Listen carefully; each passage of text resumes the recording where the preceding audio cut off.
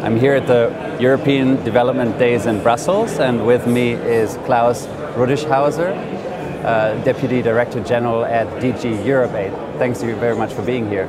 Good morning. Mr. Rudischhauser, tell me, how does EuropeAid define value for money? Well, value for money is extremely important for EuropeAid. Why? Because we spend a very large amount of European taxpayers' money, and therefore we have to guarantee that these funds are well spent.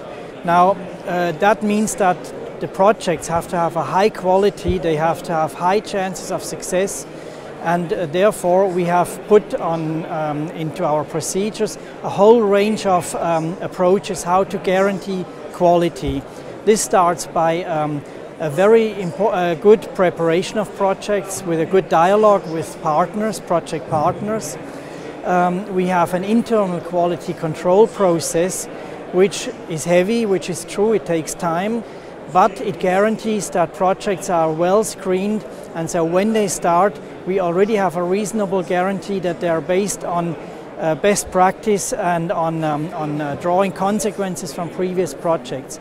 Now, I would say one important component is also knowledge management. We are a huge organization. DG EuropeAid counts 4,000 people in Brussels and on the ground, and therefore there is a huge amount of experience in our house with our people and with all our partners, and therefore knowledge management is something which we have done in the past, but where we have to get much better and which we have to expand.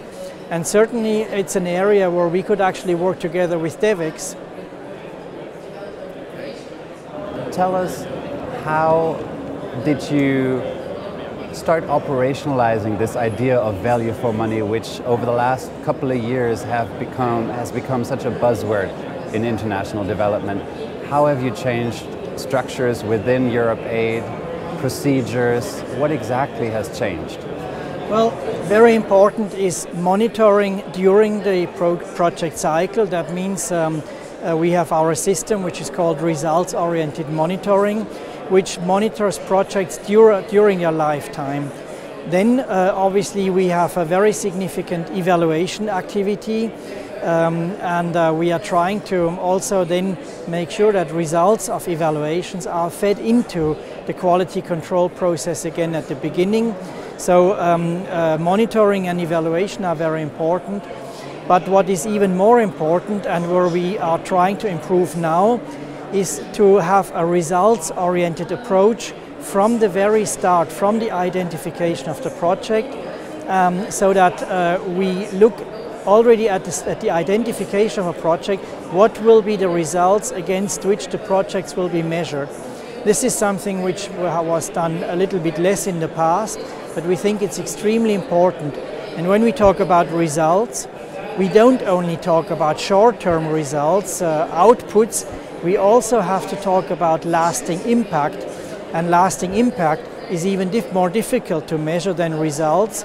Therefore, we have launched work now together with all the European member states to define together a results monitoring framework, which would also allow us to measure not only the results and the impact of our projects, but also place them in a wider context of the activity of other donors, which influences also the outcome and the results of our own projects. What are the milestones there as you're trying to come up with this framework? What is next, and when do you want to be done with this? The Commission will issue a paper towards the end of this year, where we're going to put on the table a blueprint for this results monitoring framework and sort of the task description. And then we give ourselves roughly another year to develop this. Why do we need a year? As I said, since we want to involve member states, it's not just us talking to ourselves, it's us talking with member states and trying to bring different approaches and different views together. And how do you see this new framework and this drive towards a results-based development approach? How do you see that change the way that you partner with implementers, consulting firms, NGOs, companies? Let's start with the bidding process. You mentioned that some of the things you're starting from the beginning to request certain things now that maybe you haven't requested in the past. So how is the bidding process actually changing? Well, in the past we have mainly formulated objectives for projects and programs.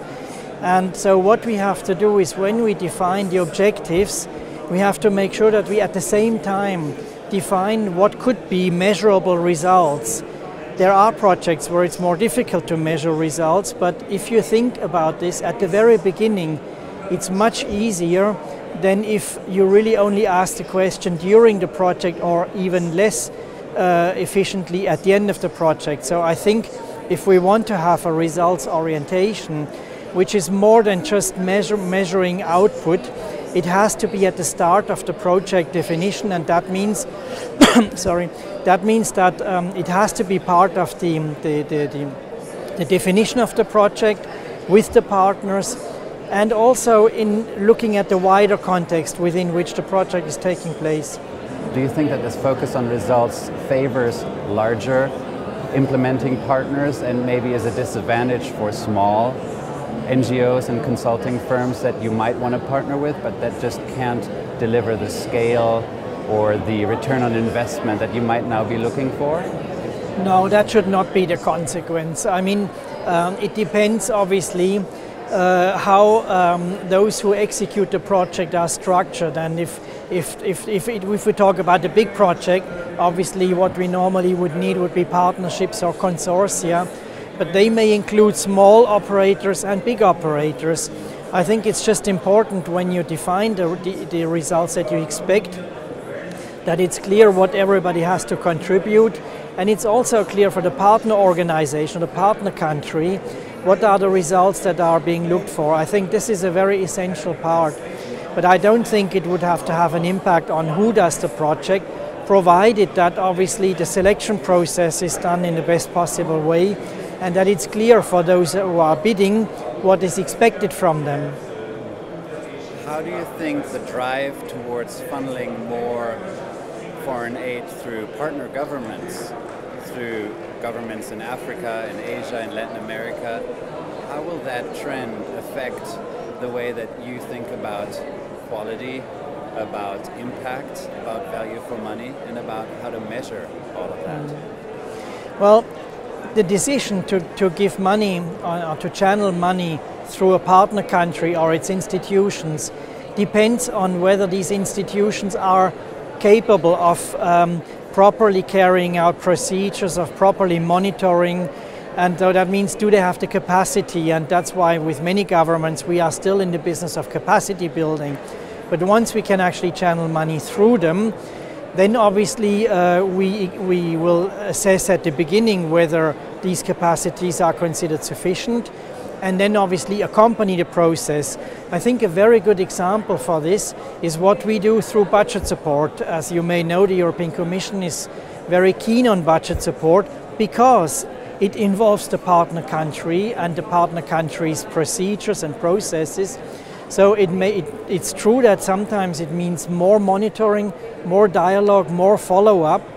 But on the other hand, it is also a way to fully involve the partner government and at the same time build their capacities, because you can do that also during an operation of budget support to make sure that, at least at the end, the capacity are such that the partner government can actually in the future also deal with its own procedures, use its own resources, and still deliver to an agreed standard that will obviously have to be discussed, and where we have to help them to actually achieve it. If you look into your crystal ball 5 years from now, will you be able to say that development cooperation has become more efficient and more effective? What do you think we will be talking about then when it comes to quality control and value for money? Well, in development cooperation you always learn, we have always learned, but we are now determined with our agenda for change, with our aim of a results monitoring framework, and also with a certain degree of simplification of procedures to actually be able to deliver better. This is an ongoing task, but we are very committed to do that, and DG EuropeAid is aiming to be one of the leading providers of development assistance. Thank you very much for being here, and thank you very much for watching. Stay tuned to Devex.